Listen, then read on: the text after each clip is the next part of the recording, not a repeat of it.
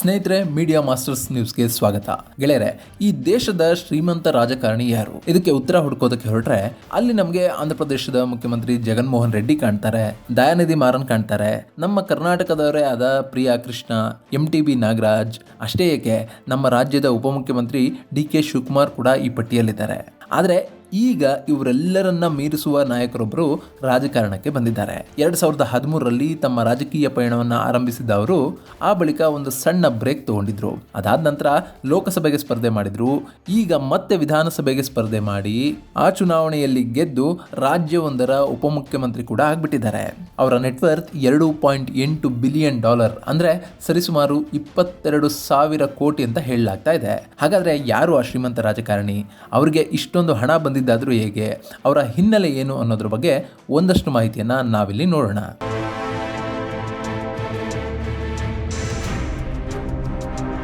ಗೆಳೆಯರೆ, ಈ ದೇಶದ ಶ್ರೀಮಂತ ರಾಜಕಾರಣಿಗಳ ಬಗ್ಗೆ ನೋಡೋದಾದ್ರೆ ಅಲ್ಲಿ ನಮಗೆ ಸಾಕಷ್ಟು ಅಚ್ಚರಿಯ ಮಾಹಿತಿ ಸಿಗುತ್ತೆ. ಯಾಕೆಂದ್ರೆ 2023ರ ಜುಲೈನಲ್ಲಿ ಅಸೋಸಿಯೇಷನ್ ಆಫ್ ಡೆಮಾಕ್ರೆಟಿಕ್ ರಿಫಾರ್ಮ್ಸ್ ಅನ್ನೋ ಸಂಸ್ಥೆ ಒಂದು ಪಟ್ಟಿಯನ್ನ ರಿಲೀಸ್ ಮಾಡಿತ್ತು. ಅವರು ದೇಶದ ಸುಮಾರು 4,000ಕ್ಕೂ ಹೆಚ್ಚು MLAಗಳ ಬಗ್ಗೆ ಅಧ್ಯಯನವನ್ನ ಮಾಡಿದ್ರು. ಹಾಗೂ ಆ ಬಳಿಕ ರಾಷ್ಟ್ರದ ಶ್ರೀಮಂತ ರಾಜಕಾರಣಿಗಳು ಯಾರು ಅನ್ನೋ ಪಟ್ಟಿಯನ್ನು ಕೂಡ ಬಿಡುಗಡೆ ಮಾಡಿದ್ರು. ಇದರಲ್ಲಿ ನಂಬರ್ 1 ಸ್ಥಾನದಲ್ಲಿದ್ದು ಕರ್ನಾಟಕದ ಉಪಮುಖ್ಯಮಂತ್ರಿ DK ಶಿವಕುಮಾರ್. 1,413 ಕೋಟಿಯಷ್ಟು ಆಸ್ತಿಯನ್ನ ಶಿವಕುಮಾರ್ ಹೊಂದಿದ್ದಾರೆ ಅಂತ ಅಸೋಸಿಯೇಷನ್ ಆಫ್ ಡೆಮಾಕ್ರೆಟಿಕ್ ರಿಫಾರ್ಮ್ಸ್ ಹೇಳಿತ್ತು. ಹಾಗೆಯೇ ರಾಷ್ಟ್ರದಲ್ಲಿರುವ ಅತಿ ಕಡಿಮೆ ಆಸ್ತಿಯನ್ನು ಹೊಂದಿರುವ MLA ಪಶ್ಚಿಮ ಬಂಗಾಳದ BJP MLA ಅಂತ ADR ಹೇಳಿತ್ತು. ಪಶ್ಚಿಮ ಬಂಗಾಳದ ಆ MLAಯ ಒಟ್ಟು ಆಸ್ತಿ ಕೇವಲ $1,700 ಅಂತ ADR ಹೇಳಿತ್ತು. ಈ ಪಟ್ಟಿಯಲ್ಲಿ 1,413 ಕೋಟಿಯಷ್ಟು ಆಸ್ತಿಯನ್ನು ಹೊಂದಿರುವ DK ಶಿವಕುಮಾರ್ ಮೊದಲ ಸ್ಥಾನದಲ್ಲಿದ್ರೆ 1,267 ಕೋಟಿಯಷ್ಟು ಆಸ್ತಿಯನ್ನು ಹೊಂದಿರುವ ಗೌರಿಬಿದನೂರಿನಿಂದ ಸ್ವತಂತ್ರವಾಗಿ ಗೆದ್ದು ಬಂದಿರುವ ಶಾಸಕ KH ಪುಟ್ಟಸ್ವಾಮಿ ಗೌಡ ಇದ್ದಾರೆ. ಇನ್ನು ಮೂರನೇದಾಗಿ 1,156 ಕೋಟಿ ರೂಪಾಯಿಯಷ್ಟು ಆಸ್ತಿಯನ್ನು ಹೊಂದಿರುವ ಪ್ರಿಯಾ ಕೃಷ್ಣ ಇದ್ರೆ, 4ನೇ ಸ್ಥಾನದಲ್ಲಿ 668 ಕೋಟಿ ರೂಪಾಯಿ ಆಸ್ತಿಯನ್ನು ಹೊಂದಿರುವ ಆಂಧ್ರ ಪ್ರದೇಶದ ಮಾಜಿ ಮುಖ್ಯಮಂತ್ರಿ N ಚಂದ್ರಬಾಬು ನಾಯ್ಡು ಕಾಣಿಸಿಕೊಳ್ತಾರೆ. ಇನ್ನು 5ನೇ ಸ್ಥಾನದಲ್ಲಿ ಗುಜರಾತ್ನ ಮನ್ಸಾ ಕ್ಷೇತ್ರದ BJP MLA ಜಯಂತಿಬಾಯಿ ಸೋಮಾಬಾಯಿ ಪಟೇಲ್ ಕಾಣಿಸ್ಕೊಳ್ತಾರೆ. ಇವರ ಒಟ್ಟು ಆಸ್ತಿ 661 ಕೋಟಿ. ಇನ್ನು ಇವರ ನಂತರ ಕರ್ನಾಟಕದ ಮಂತ್ರಿ BS ಸುರೇಶ್ ಕಾಣಿಸ್ಕೊಂಡ್ರೆ, ಅವರ ನಂತರ YS ಜಗನ್ಮೋಹನ್ ರೆಡ್ಡಿ ಕಾಣಿಸಿಕೊಳ್ತಾರೆ. ಇಲ್ಲಿ ಇವರೆಲ್ಲರ ಆಸ್ತಿ 500 ಕೋಟಿಗೂ ಹೆಚ್ಚಾಗಿದೆ ಅಂತ ADR ಹೇಳಿದೆ. ಇನ್ನು ತುಂಬಾನೇ ಕಡಿಮೆ ಆಸ್ತಿಯನ್ನು ಹೊಂದಿರುವ MLAಗಳು ಯಾರು ಅನ್ನೋದನ್ನು ನೋಡಿದ್ರೆ, ಪಶ್ಚಿಮ ಬಂಗಾಳದಲ್ಲಿನ ಪರಿಶಿಷ್ಟ ಜಾತಿಗೆ ಮೀಸಲಾಗಿರುವ ಇಂಡಸ್ ಕ್ಷೇತ್ರದ BJP MLA ನಿರ್ಮಲ್ ಕುಮಾರ್ ಧರ ಕೇವಲ 1,700 ರೂಪಾಯಿಯಷ್ಟು ಆಸ್ತಿಯನ್ನು ಹೊಂದಿದ್ದಾರಂತೆ. ಇನ್ನು ಒಡಿಶಾದ ರಾಯಗಢದ ಸ್ವತಂತ್ರ ಶಾಸಕ ಮಕರಂದ್ ಮುದುಲಿ ಕೇವಲ 15,000ದಷ್ಟು ಆಸ್ತಿಯನ್ನು ಹೊಂದಿದ್ದಾರಂತೆ. ಹಾಗೆಯೇ 3ನೇ ಸ್ಥಾನದಲ್ಲಿ ಪಂಜಾಬ್ನ ಫಜಿಲ್ಕಾದ ಆಮ್ ಆದ್ಮಿ ಪಕ್ಷದ ಶಾಸಕ ನರೀಂದರ್ ಪಾಲ್ ಸಿಂಗ್ ಸವನ್ ಕಾಣಿಸಿಕೊಳ್ತಾರೆ. ಇವರ ಒಟ್ಟು ಆಸ್ತಿ 18,370 ರೂಪಾಯಿ. ಇನ್ನು 4ನೇ ಸ್ಥಾನದಲ್ಲಿ ಕೂಡ ಪಂಜಾಬ್ನ ನರೀಂದರ್ ಕೌರ್ ಬರಾಜ್ ಕಾಣಿಸಿಕೊಳ್ತಾರೆ. ಇವರ ಒಟ್ಟು ಆಸ್ತಿ 24,000. ಹೀಗೆ ಈ ದೇಶದಲ್ಲಿ ಸಾಕಷ್ಟು ಶ್ರೀಮಂತ MLAಗಳು ಇದ್ದಾರೆ. ಹಾಗೇನೆ ಅತಿ ಕಡಿಮೆ ಆಸ್ತಿಯನ್ನು ಹೊಂದಿರುವ MLAಗಳು ಕಾಣ್ತಾರೆ. ಸೊ ಇಲ್ಲಿವರೆಗೂ ಸಿಕ್ಕಿರೋ ಮಾಹಿತಿ ಪ್ರಕಾರ ಕರ್ನಾಟಕ ರಾಜ್ಯದ ಉಪಮುಖ್ಯಮಂತ್ರಿ DK ಶಿವಕುಮಾರ್ ಈ ದೇಶದ ಅತ್ಯಂತ ಶ್ರೀಮಂತ ಶಾಸಕ ಅನ್ನೋದು ಗೊತ್ತಾಗ್ತಾ ಇದೆ. ಆದರೆ ಈಗ DK ಶಿವಕುಮಾರ್ ಅನ್ನು ಮೀರಿಸುವಂತಹ ಶಾಸಕರೊಬ್ಬರು ಆಯ್ಕೆಯಾಗಿದ್ದಾರೆ. ಅವರು ಕೂಡ ಒಂದು ರಾಜ್ಯದ ಉಪಮುಖ್ಯಮಂತ್ರಿ ಆಗಿದ್ದಾರೆ. ಗೆಳೆಯರೆ, ಇತ್ತೀಚೆಗೆ ನಡೆದ ಪಂಚರಾಜ್ಯಗಳ ಚುನಾವಣೆಯಲ್ಲಿ BJP ಗೆದ್ದ ರಾಜ್ಯಗಳಿಗೆ ಅಚ್ಚರಿಯ ಮುಖ್ಯಮಂತ್ರಿ ಅಭ್ಯರ್ಥಿಗಳನ್ನು ಆಯ್ಕೆ ಮಾಡಿತ್ತು. ಹಾಗೆಯೇ ಆ ರಾಜ್ಯಗಳಲ್ಲಿನ ಜಾತಿ ಸಮೀಕರಣವನ್ನು ಸರಿ ಮಾಡೋ ನಿಟ್ಟಿನಲ್ಲಿ ಹಾಗೂ ತನ್ನ ಮತ ಬ್ಯಾಂಕನ್ನು ಗಟ್ಟಿಗೊಳಿಸೋದಕ್ಕಾಗಿ ಅಲ್ಲಿ ಉಪಮುಖ್ಯಮಂತ್ರಿಗಳ ಹುದ್ದೆಯನ್ನು ಸೃಷ್ಟಿಸಲಾಗಿದೆ. ಅದರಲ್ಲಿ ಹೆಚ್ಚು ಗಮನವನ್ನು ಸೆಳೀತಾ ಇರೋದು ರಾಜಸ್ಥಾನ.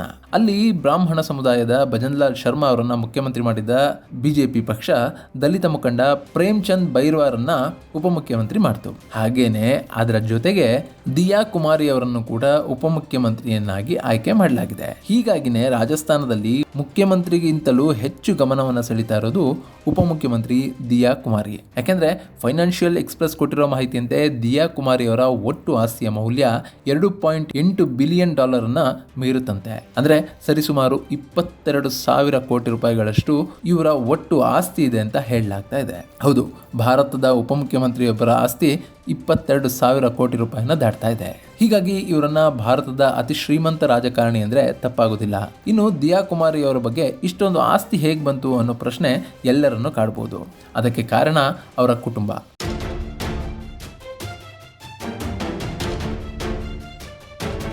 ಗೆಳೆಯರೆ, ದಿಯಾ ಕುಮಾರಿ ಅವರ ತಾತ ರಾಜಸ್ಥಾನದ ಜೈಪುರ್ನ ಕೊನೆಯ ಮಹಾರಾಜರಾಗಿದ್ದವರು. ನೀವು 2ನೇ ಮಾನ್ಸಿಂಗ್ರ ಹೆಸರನ್ನು ಕೇಳಿರ್ಬೋದು.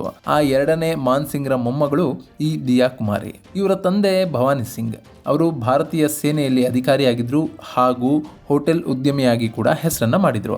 ಇನ್ನು ತಾಯಿ ಪದ್ಮಿನಿ ದೇವಿ. ಸೊ ತಲೆತಲಾಂತರದಿಂದ ಬಂದಿರೋ ಆಸ್ತಿಯ ಜೊತೆಗೆ ಅಪ್ಪನ ಬಿಸ್ನೆಸ್ನಿಂದಲೂ ಕೂಡ ರಾಜಕುಮಾರಿ ದಿಯಾ ಅವರಿಗೆ ಸಾಕಷ್ಟು ಆಸ್ತಿ ಬಂದಿದೆ.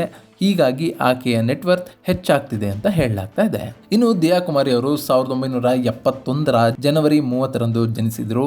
ತಮ್ಮ ವಿದ್ಯಾಭ್ಯಾಸವನ್ನ ದೆಹಲಿಯ ಮಾಡರ್ನ್ ಸ್ಕೂಲ್, ಮುಂಬೈನ JD ಸೋಮಾನಿ ಮೆಮೋರಿಯಲ್ ಸ್ಕೂಲ್ ಹಾಗೂ ಜೈಪುರದ ಮಹಾರಾಣಿ ಗಾಯತ್ರಿ ದೇವಿ ಗರ್ಲ್ಸ್ ಪಬ್ಲಿಕ್ ಸ್ಕೂಲ್ಗಳಲ್ಲಿ ಪೂರ್ಣಗೊಳಿಸಿದರು. ಹಾಗೆಯೇ ಲಂಡನ್ನ ಚೆಲ್ಸಿ ಸ್ಕೂಲ್ ಆಫ್ ಆರ್ಟ್ಸ್ನಿಂದ ಫೈನ್ ಆರ್ಟ್ಸ್ನಲ್ಲಿ ಡಿಪ್ಲೊಮಾ ಪದವಿಯನ್ನು ಪಡೆದ ದಿಯಾ ಕುಮಾರಿ ಜೈಪುರದ MIT ವಿಶ್ವವಿದ್ಯಾಲಯದಿಂದ ಫಿಲಾಸಫಿಯಲ್ಲಿ ಡಾಕ್ಟರೇಟ್ ಪದವಿಯನ್ನು ಕೂಡ ಪಡ್ಕೊಂಡಿದ್ದಾರೆ. ರಾಜಮನೆತನದ ಕುವರಿಯಾಗಿರೋ ಕಾರಣ ಕೋಟ್ಯಂತರ ರೂಪಾಯಿ ಮೌಲ್ಯದ ಆಸ್ತಿಗೆ ಈ ದಿಯಾ ಕುಮಾರಿ ಒಡತಿಯಾಗಿದ್ದಾರೆ. ಜೈಪುರದ ಸಿಟಿ ಪ್ಯಾಲೇಸ್, ಜೈಪುರದ ಕೋಟೆ, palace school, Maharaja Sawai Bhawani Singh school, Raj Mahal palace hotel, Lal Mahal palace ಹೋಟೆಲ್ಗಳು, ಮೌಂಟ್ ಅಬೂನಲ್ಲಿರುವ ಹೋಟೆಲ್, ಜೈಪುರ್ ಹೌಸ್ ಮೊದಲಾದ ಆಸ್ತಿಗಳು ಇವರ ಒಡೆತನದಲ್ಲಿವೆ. ಇನ್ನು ರಾಜಕುಮಾರಿ ಆದರೂ ದಿಯಾ ಕುಮಾರಿ ಸಮಾಜ ಸೇವೆಯಲ್ಲಿ ತಮ್ಮನ್ನು ತಾವು ತೊಡಗಿಸಿಕೊಂಡಿದ್ದಾರೆ. ಮಹಿಳಾ ಹಾಗೂ ಮಕ್ಕಳ ಕಲ್ಯಾಣಕ್ಕಾಗಿ ತಮ್ಮದೇ ಆದ ಪ್ರಿನ್ಸೆಸ್ ದಿಯಾ ಕುಮಾರಿ ಫೌಂಡೇಶನ್ ಅನ್ನು ಕೂಡ ಇವರು ಮುನ್ನಡೆಸ್ತಾ ಇದ್ದಾರೆ. ಇನ್ನು ದಿಯಾ ಕುಮಾರಿ ರಾಜಮನೆತನದವರೇ ಆದ್ರೂ ಒಬ್ಬ ಸಾಮಾನ್ಯ ಚಾರ್ಟೆಡ್ ಅಕೌಂಟೆಂಟ್ ಆಗಿದ್ದ ನರೇಂದ್ರ ಸಿಂಗ್ ಅವರನ್ನ ಮದುವೆ ಆದರು. 1997ರಲ್ಲಿ ನಡೆದ ಈ ವಿವಾಹ ಸಾಕಷ್ಟು ಸುದ್ದಿಯನ್ನು ಕೂಡ ಮಾಡಿತು. ಈ ದಂಪತಿಗೆ ಪದ್ಮನಾಭ್ ಸಿಂಗ್, ಲಕ್ಷರಾಜ್ ಪ್ರಕಾಶ್ ಸಿಂಗ್ ಹಾಗೂ ಗೌರವಿ ಕುಮಾರಿ ಅನ್ನೋ 3 ಮಕ್ಕಳಿದ್ದಾರೆ. ಪದ್ಮನಾಭ್ ಸಿಂಗ್ ಈಗ ಜೈಪುರ ಸಂಸ್ಥಾನದ ಉತ್ತರಾಧಿಕಾರಿ ಅಂತಲೇ ಗುರುತಿಸಿಕೊಂಡಿದ್ದಾರೆ. ಇನ್ನು ಈ ದಂಪತಿ 21 ವರ್ಷಗಳ ದಾಂಪತ್ಯ ಜೀವನವನ್ನ 2018ರಲ್ಲಿ ಕಳೆದುಕೊಂಡಿದೆ.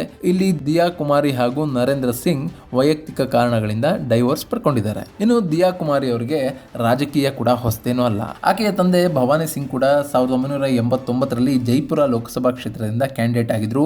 ಆದರೆ ಆ ಚುನಾವಣೆಯಲ್ಲಿ ಬಿಜೆಪಿಯ ಅಭ್ಯರ್ಥಿಯ ಎದುರು ಭವಾನಿ ಸಿಂಗ್ ಸೋಲನ್ನ ಒಪ್ಕೊಳ್ಬೇಕಾಗಿತ್ತು. ಇನ್ನು 2ನೇ ಮಾನ್ಸಿಂಗ್ ಅವರ ಪತ್ನಿ ಗಾಯತ್ರಿ ದೇವಿ ರಾಜಸ್ಥಾನ ರಾಜಕಾರಣದಲ್ಲಿ ಸಾಕಷ್ಟು ಹೆಸರನ್ನ ಮಾಡಿದ್ರು. ಗಾಯತ್ರಿ ದೇವಿ 1962, 67 ಹಾಗೂ 71ರಲ್ಲಿ ಲೋಕಸಭಾ ಸದಸ್ಯೆಯಾಗಿ ಆಯ್ಕೆಯಾಗಿದ್ರು. 1975ರಿಂದ 77ರ ನಡುವೆ ತುರ್ತು ಪರಿಸ್ಥಿತಿಯ ಸಂದರ್ಭದಲ್ಲಿ ಗಾಯತ್ರಿ ದೇವಿಯವರನ್ನ ಅರೆಸ್ಟ್ ಕೂಡ ಮಾಡಲಾಗಿತ್ತು. ಹೀಗೆ ರಾಜಕೀಯ ಹಿನ್ನೆಲೆಯನ್ನು ಕೂಡ ಹೊಂದಿದ್ದ ದಿಯಾ ಕುಮಾರಿ 2013ರ ಸೆಪ್ಟೆಂಬರ್ 10ರಂದು ಬಿಜೆಪಿ ಪಕ್ಷವನ್ನು ಸೇರಿದ್ರು. 2013ರಲ್ಲಿ ರಾಜಸ್ಥಾನ ವಿಧಾನಸಭೆಗೆ ಸವಾಯಿ ಮಾಧೋಪುರ್ನಿಂದ ಸ್ಪರ್ಧಿಸಿ ಶಾಸಕಿಯಾಗಿ ಕೂಡ ಆಯ್ಕೆಯಾದರು. ಆದರೆ 2018ರ ಚುನಾವಣೆಯಲ್ಲಿ ದಿಯಾ ಕುಮಾರಿ ಸ್ಪರ್ಧೆ ಮಾಡಲಿಲ್ಲ. ಬಟ್ 2019ರ ಲೋಕಸಭೆಗೆ ರಾಜ್ಸಮಂದ್ ಕ್ಷೇತ್ರದಿಂದ ಸ್ಪರ್ಧಿಸಿ ಆಯ್ಕೆ ಕೂಡ ಆದರು. ಆ ಚುನಾವಣೆಯಲ್ಲಿ ದಿಯಾ ಕುಮಾರಿ 8,58,000 ಮತಗಳನ್ನು ಪಡ್ಕೊಂಡಿದ್ರು ಹಾಗೂ 5.5 ಲಕ್ಷಕ್ಕೂ ಅಧಿಕ ಮತಗಳ ಅಂತರದಿಂದ ಜಯವನ್ನ ಗಳಿಸಿದ್ರು. ಇನ್ನು 2013ರ ಚುನಾವಣೆಯಲ್ಲಿ ಗೆಲ್ಲಲೇಬೇಕು ಅನ್ನೋ ಹಠಕ್ಕೆ ಬಿದ್ದ ಬಿಜೆಪಿ ಒಂದಷ್ಟು ಸಂಸದರನ್ನ ವಿಧಾನಸಭಾ ಚುನಾವಣೆಗೆ ಇಳಿಸಿತು. ಆ ಪಟ್ಟಿಯಲ್ಲಿ ರಾಜಕುಮಾರಿ ದಿಯಾ ಕೂಡ ಇದ್ರು. 2023ರ ಚುನಾವಣೆಯಲ್ಲಿ ವಿದ್ಯಾನಗರ್ ವಿಧಾನಸಭಾ ಕ್ಷೇತ್ರದಿಂದ ಸ್ಪರ್ಧಿಸಿ ಗೆಲುವನ್ನ ಪಡೆದುಕೊಂಡ ರಾಜಕುಮಾರಿ ದಿಯಾ ಕುಮಾರಿ ರಾಜಸ್ಥಾನದ ಉಪಮುಖ್ಯಮಂತ್ರಿಯಾಗಿ ಕೂಡ ಆಯ್ಕೆಯಾಗಿದ್ದಾರೆ. ಗೆಳೆಯರೆ, ಇಲ್ಲಿ ರಾಜಕುಮಾರಿ ದಿಯಾ ಅವರನ್ನ ಉಪಮುಖ್ಯಮಂತ್ರಿಯಾಗಿ ಆರಿಸಿರೋದಕ್ಕೆ ಕಾರಣ ರಜಪೂತ ಮತಗಳನ್ನು ಹಿಡಿದಿಟ್ಕೊಳ್ಳೋದು ಹಾಗೂ ಮಾಜಿ ಮುಖ್ಯಮಂತ್ರಿ ವಸುಂಧರಾ ರಾಜೆ ಅವರಿಗೆ ಅನ್ಯಾಯ ಆಗಿದೆ ಅನ್ನೋ ಮಾತುಗಳನ್ನು ದೂರ ಮಾಡೋದಾಗಿದೆ. ಈ ಮೂಲಕ ಮುಂದಿನ ಲೋಕಸಭಾ ಚುನಾವಣೆಯಲ್ಲಿ ರಾಜಸ್ಥಾನದಲ್ಲಿ ಕ್ಲೀನ್ ಸ್ವೀಪ್ ಮಾಡುವ ಉದ್ದೇಶವನ್ನು ಬಿಜೆಪಿ ಹೊಂದಿದೆ. ಇನ್ನು ರಾಜಕುಮಾರಿ ದಿಯಾ ಅವರಿಗೆ ಈಗ 53 ವರ್ಷ. ಹೀಗಾಗಿ ಅವರು ಮುಂದಿನ ದಿನಗಳಲ್ಲಿ ಮುಖ್ಯಮಂತ್ರಿ ಆದರೂ ಅಚ್ಚರಿ ಇಲ್ಲ ಅಂತ ರಾಜಸ್ಥಾನದ ಜನ ಮಾತಾಡಿಕೊಳ್ತಾರೆ. ರಾಜಮನೆತನದ ಕುಡಿಯಾದರೂ ಜನರ ಜೊತೆ ಅತ್ಯಂತ ಆತ್ಮೀಯವಾಗಿರುವ ದಿಯಾ ಕುಮಾರಿ ಅವರ ಬಗ್ಗೆ ರಾಜಸ್ಥಾನದ ಜನರಲ್ಲಿ ಸಾಕಷ್ಟು ಗೌರವ ಕೂಡ ಇದೆ. ಈ ಗೌರವವನ್ನು ಉಳಿಸ್ಕೊಂಡು ಅವರು ಉತ್ತಮ ಆಡಳಿತವನ್ನು ಕೊಡಲಿ ಅನ್ನೋದು ಎಲ್ಲರ ಆಶಯ. ಇದು ಗೆಳೆಯರೆ ಭಾರತದ ಶ್ರೀಮಂತ ರಾಜಕಾರಣಿಯ ಬಗ್ಗೆ ಒಂದಷ್ಟು ಮಾಹಿತಿ. ಮುಂದಿನ ವಿಡಿಯೋದಲ್ಲಿ ಮತ್ತೊಂದು ವಿಶೇಷ ಮಾಹಿತಿಯನ್ನು ನಿಮ್ಮ ಮುಂದಿಡ್ತೀನಿ. ಅಲ್ಲಿವರೆಗೂ ನಮಸ್ಕಾರ.